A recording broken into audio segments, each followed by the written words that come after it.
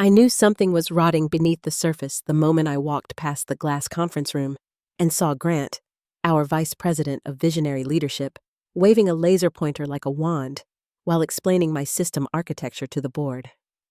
His reflection on the glass wore that smug grin only a man who microwaves salmon in the break room could pull off. He gestured at the projection as if he'd built the damn thing himself, as if the last 3 years of sleepless debugging and cold brew-fueled all-nighters were just background noise to his story.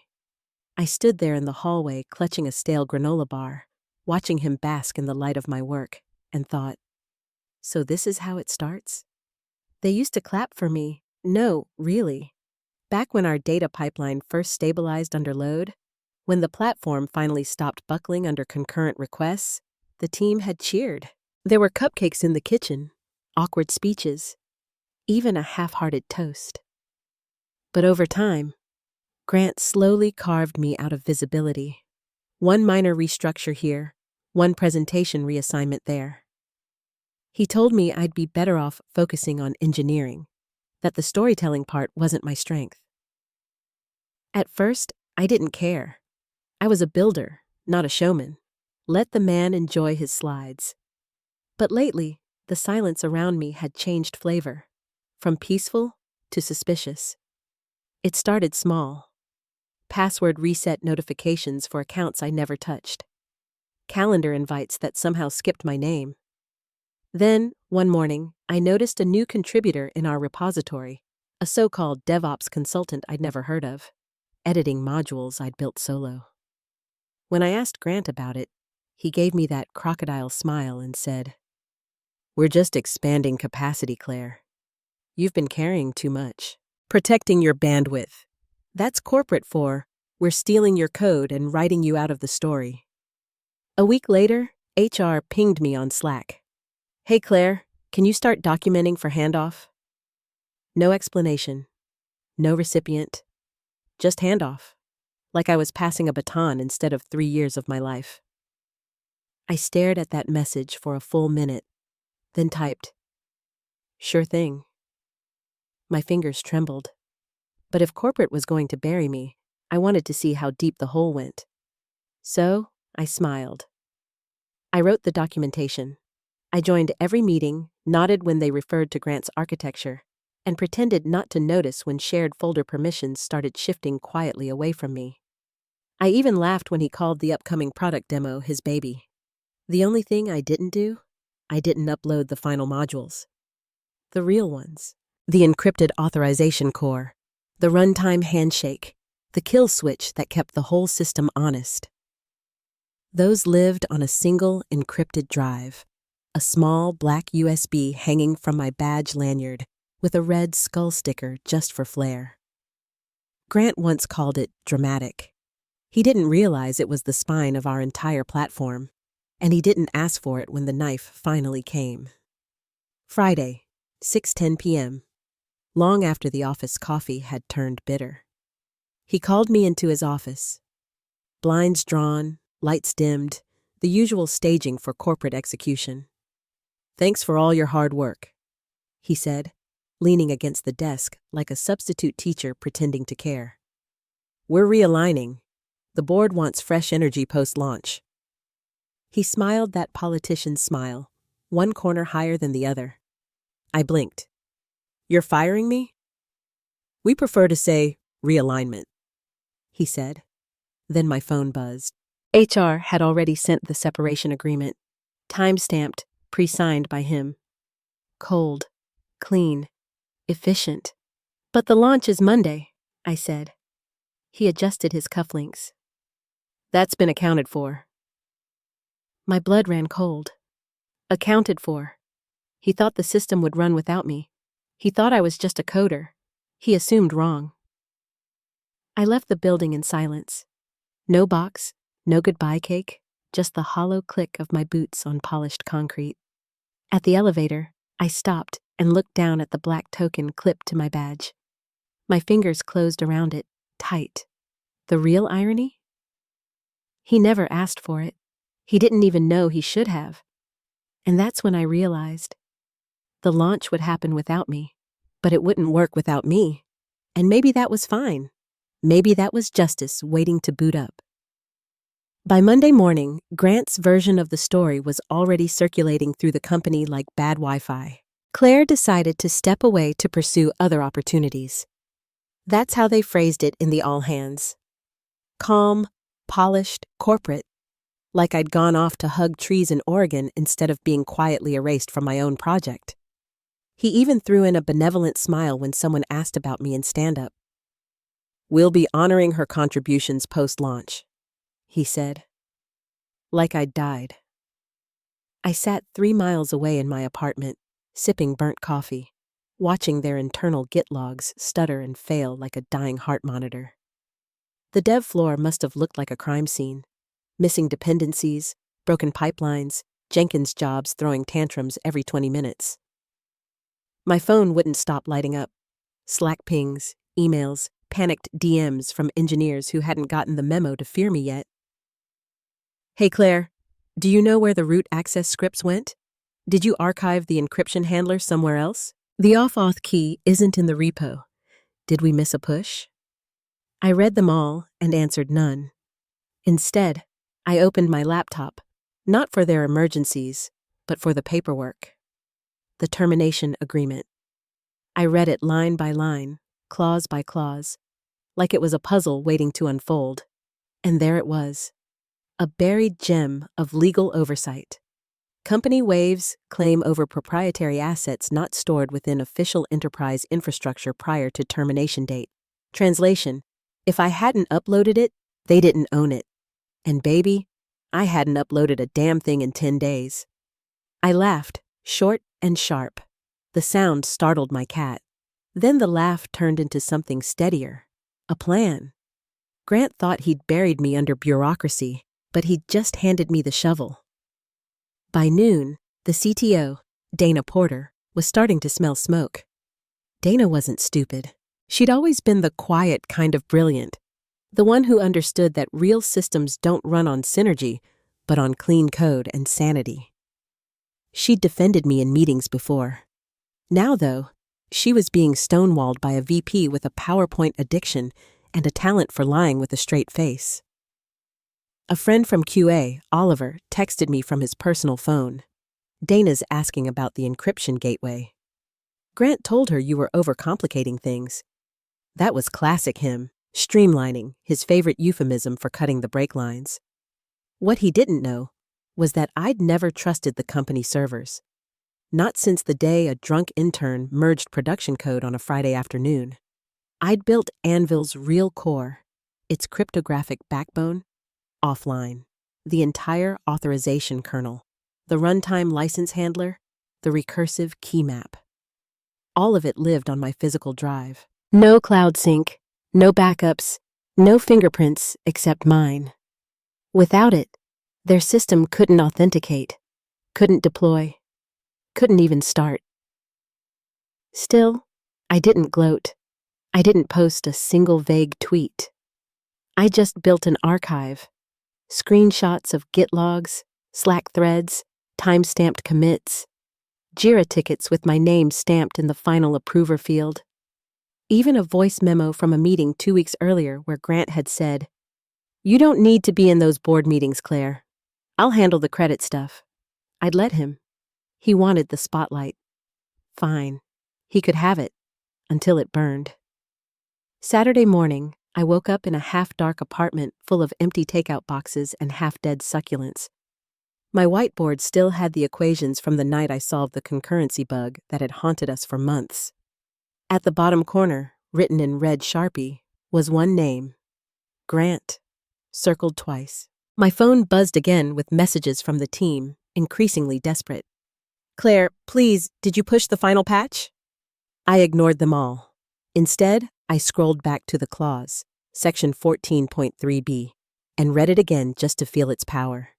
Company waives exclusive intellectual property claims over any digital asset not submitted to the company's internal infrastructure prior to termination. Grant had signed my offboarding paperwork without reading it. Of course he had. My laugh came quieter this time, colder. Because that's when the anger stopped burning and crystallized into something sharper. Purpose. I wasn't just going to make him regret firing me. I was going to make him famous for it. I started the operation that Saturday afternoon. Not rage-fueled, surgical. Step 1. Documentation. I gathered every Slack message where Grant dismissed my input, every thread where he rephrased my solutions and took credit. I exported the Git commit logs, time-stamped to the second, showing my sequence of merges, my branches, the integration patterns he'd never touched. I even screen-recorded Jira dashboards displaying my authorship across the final modules. Then I layered in the kicker, an internal email Grant had sent the board, outlining his contributions to Anvil's architecture. Except the diagrams and phrasing were mine, lifted directly from my private notes. That would sting. I zipped everything into a neat folder labeled Anvil, Ultimatum Module, Ownership Proof, Claire Final.zip. Then came the nuke. I drafted an email to Jenna Lee, a senior tech reporter at Digital Circuit, who'd once interviewed me for an anonymous feature on burnout in startups. Not a friend, but someone who smelled blood in a good story. Subject line: Launch Monday, Lawsuit Tuesday. Body: Jenna, I was terminated from Arcadia Systems on Friday. I was the lead systems architect for Project Anvil. Attached is a package documenting proprietary ownership, code timelines, and a termination clause that will matter once investors realize what's missing on Monday. If you'd like verification, I've included my hardware token ID. Embargo until Monday noon. After that, it's yours. See, I encrypted the attachment, scheduled it with an auto-send failsafe I'd built years ago for fun, a dead man switch that felt suddenly poetic. If I didn't deactivate it by 12 p.m. Monday, the email would fire off automatically. Then I closed my laptop and stared around my apartment. Shelves full of energy drink cans, a crooked corkboard, and the faint hum of my old computer tower like a heartbeat. Somewhere between exhaustion and vindication, I smiled. Sunday crawled by in silence. The world outside was doing brunch. Mine was on hold. I reread the message twice, thought about canceling it, and didn't. Instead, I remembered the night that sealed my fate. 6 months earlier, debugging the rollback handler while Grant swaggered in with a tumbler of whiskey, pretending to be the visionary. He'd told me, "People like you don't need credit, Claire. You're a builder. Builders build." Back then, I'd nodded. Now, those words etched themselves into my brain like code in ROM. Builders build, but they also hold the blueprints. Monday dawned like a slow drum roll. 7:45 a.m., Arcadia's headquarters glowed behind tinted glass downtown, a sleek silver tombstone of arrogance. Inside, the executive floor buzzed with launch day tension. The CEO, Elliot Ward, a quiet ex-Air Force man who treated meetings like briefings, took his place at the head of the table. CTO Dana looked pale but composed. Investors sat polished and caffeinated, eyes on their screens, $200 million in nerves disguised as confidence.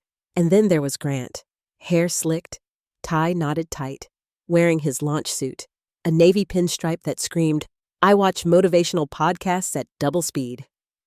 "Morning, everyone," he said with that oily enthusiasm of a man convinced the world was about to clap for him.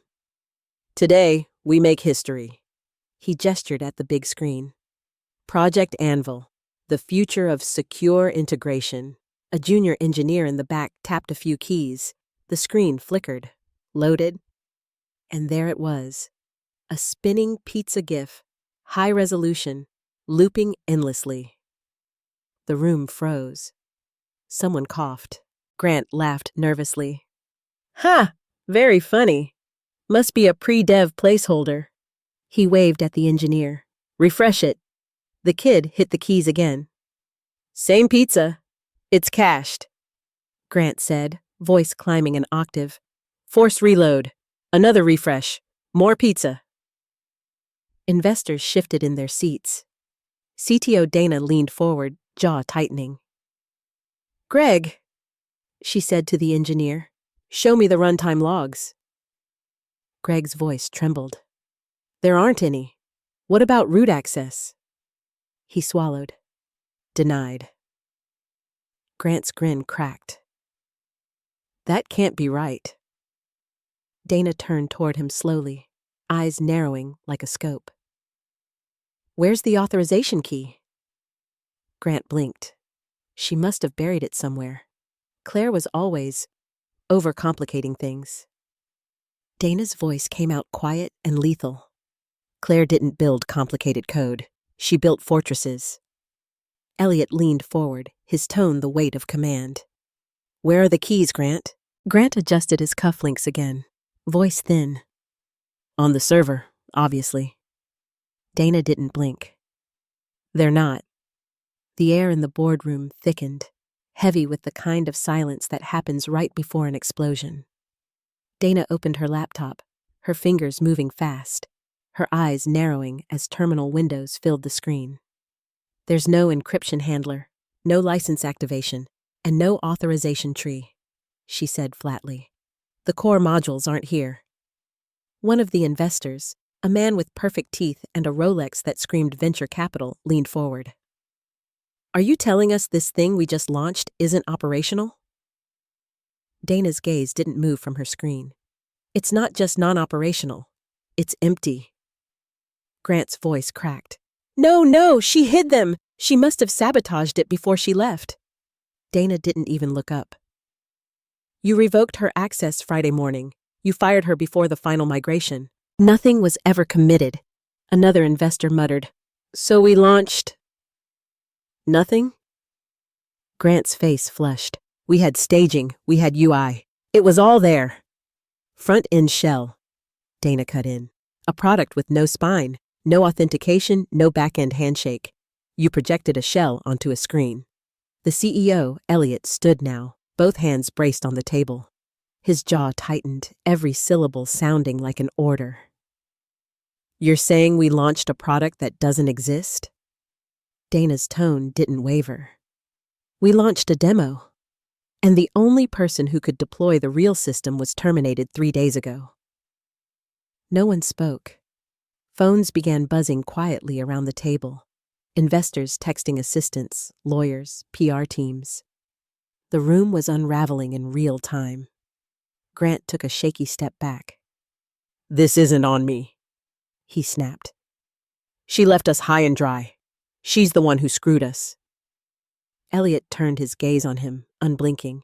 "You signed off on her termination?" Grant hesitated. "HR handled..." "Answer the question." He swallowed. "Yes." Dana exhaled through her nose, slow and deliberate. "You didn't even confirm her final commits, did you?" Grant's silence was answer enough. Elliot's next words came out low and lethal. "Get legal. Now." Across the city, Claire, was watching the live press stream buffer, my coffee steaming on the counter, cat curled on the arm of the couch. My little revenge theater unfolding on the big screen. The feed froze, then cut to static. The irony almost made me laugh. I stirred my coffee instead, slow and steady. At Arcadia HQ, chaos bloomed like an electrical fire. Engineers scrambled across consoles, trying to locate missing keys that didn't exist on any server.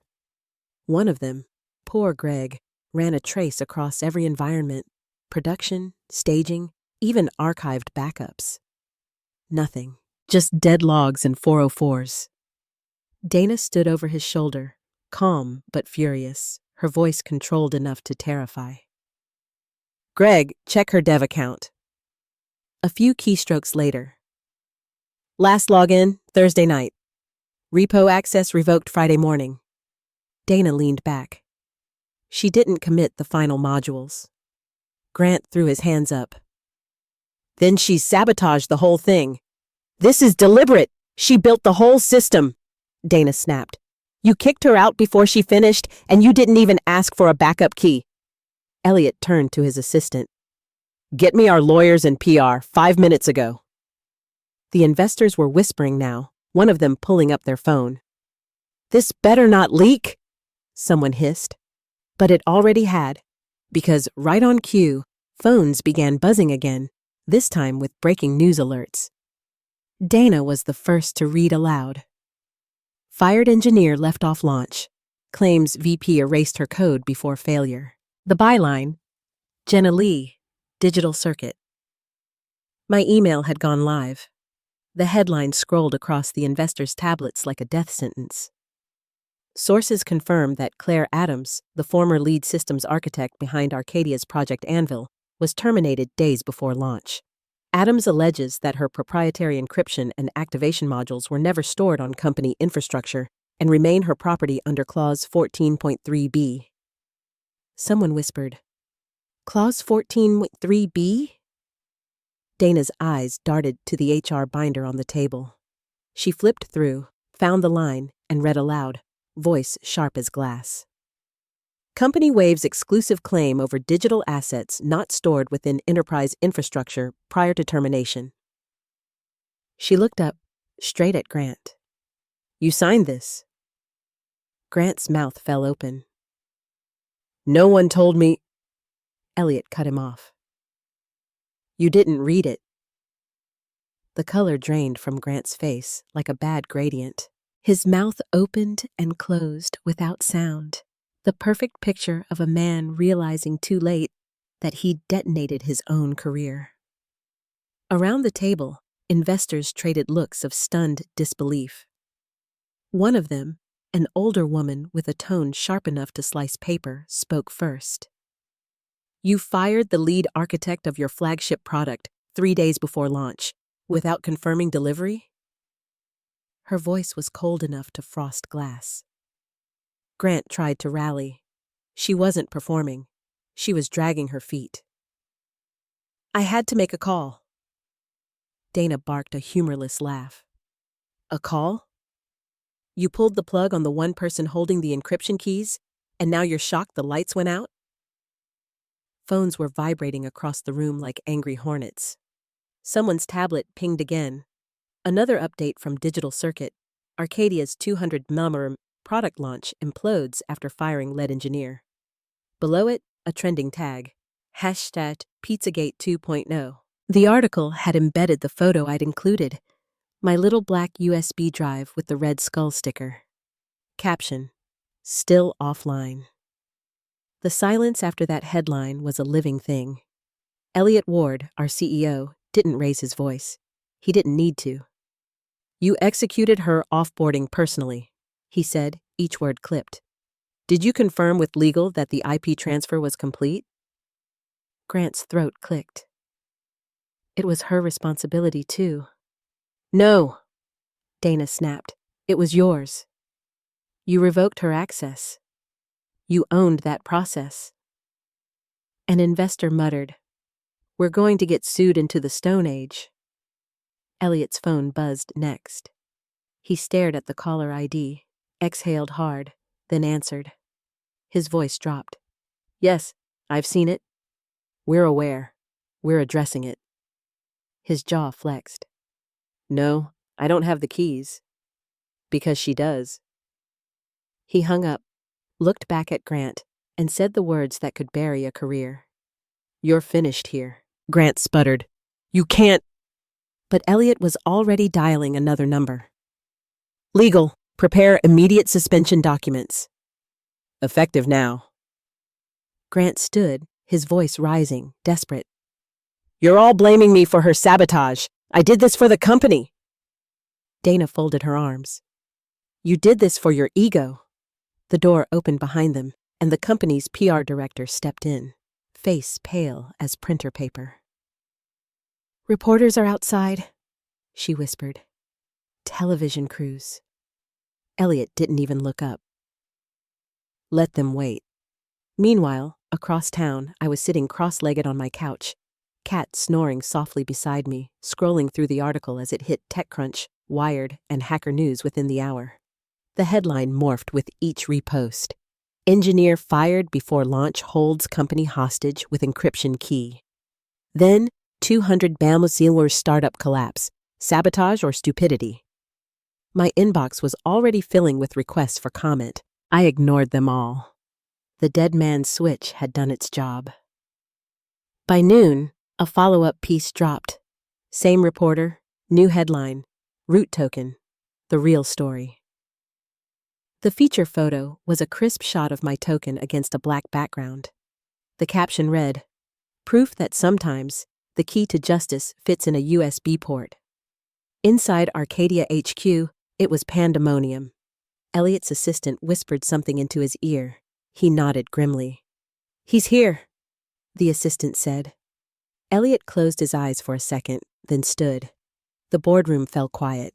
He walked out, phone to his ear, murmuring something about damage control and SEC disclosures. When the door shut, no one spoke. Dana finally turned to Grant, who was still standing there in disbelief, tie crooked, hands twitching. "You stole her credit," she said softly. "Now you get the blame."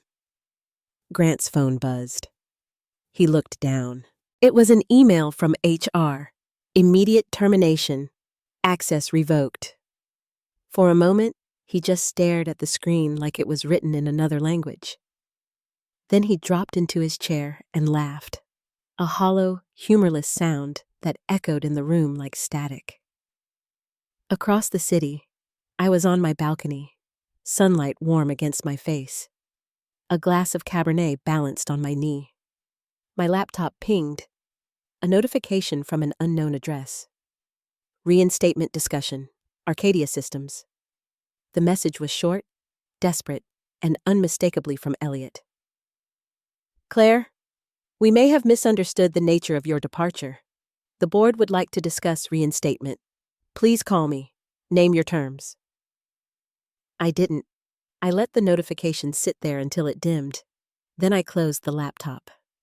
Some gifts you don't unwrap because you already know they're ticking. Back at Arcadia HQ, chaos had become the new operating system. By mid-afternoon, legal, finance, and investor relations were all running emergency audits, trying to map out just how much of Anvil was recoverable. The answer? Almost none. Every attempt to rebuild hit the same wall. Missing authorization modules, dead endpoints, and one glaring dependency. Me.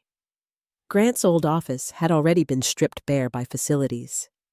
The glass door still had his name on it, but inside, only a toppled chair and the faint smell of cologne lingered. Dana stood in the doorway, arms crossed, watching it wipe his laptop. "Pull his access from everything," she told them. "He doesn't get to touch a line of code ever again." Elliot returned to the boardroom an hour later, face carved in stone. "Brent." He caught himself, corrected. "Grant has resigned effective immediately." He didn't add that resigned was corporate for was escorted out by security. The board didn't ask. They already knew. Investors on the video wall were whispering among themselves, some demanding accountability, others discussing write-offs and clawbacks. The number floating in everyone's mind was $200 million, the cost of a launch that never happened. Meanwhile, I was watching the same disaster unfold from the safety of my living room. I opened the laptop again, just long enough to type one clean, polite email. Subject: Reinstatement discussion. "Elliot, thank you for your message. I'm not available for reinstatement at this time. As noted in Section 14.3b, the modules in question were never committed to Arcadia infrastructure and therefore remain my property. I trust your team will enjoy rebuilding from scratch. Claire P.S. Don't forget to rotate your cloud keys. Maybe store them in a file named final v2.txt. I hit send and closed the lid. No dramatic flourish, no mic drop, just punctuation and peace. The following week, Times Square blinked to life with its usual neon noise, stock tickers, soda ads, influencer faces looping on giant screens. But in between a Tesla promo and an insurance commercial, a new ad lit up. When they fired the future, we hired her. A fade to black, then a sleek server room, blue lights pulsing across racks of humming machines. A woman, short-haired, wearing a graphite blazer, walked through the aisle, stopping beside a glowing terminal. She turned to camera. Me, Project Ember, developed by IronLink Systems, launched fall 2025. 27 seconds of cinematic perfection. No words, just the pulse of ambient synth and the tagline, engineered by Claire Adams. By the 5th minute, the clip was trending on X. By noon, Wired, TechCrunch, and The Verge had plastered it across their homepages. Ex-Arcadia engineer resurfaces with rival platform. IronLink hires the architect of Anvil. The headlines multiplied like code branches. Investors started whispering that IronLink had acquired my private IP. They hadn't, not officially. They'd just hired me, and my brain came as standard equipment. Across town, on the 37th floor of Arcadia's half-empty tower, Elliot watched the ad loop on his ultra-wide monitor. Half the lights in the office were off. Half the staff had resigned. The CTO was on stress leave. The platform was being rewritten from scratch with duct tape and prayers. On screen, the IronLink logo pulsed bright red. Elliot watched it once, twice, then again. Nobody spoke. Nobody dared. Finally, he clicked the small red X in the corner, shut the laptop gently, and leaned back in his chair.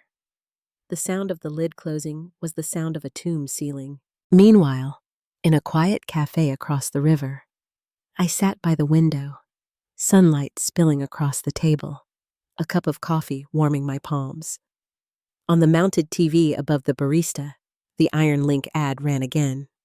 A couple at the next table pointed. "Hey, isn't that her?" the guy whispered. "The pizza GIF girl?" I didn't turn around. I didn't need to. I just smiled, took a sip, and let it land. They thought they could cut me out, replace me, forget me. But you can't replace the blueprint. You can't fake the architect. And you sure as hell can't launch the ship without the woman holding the ignition key. I didn't just survive their betrayal. I rewrote the ending, and I documented everything.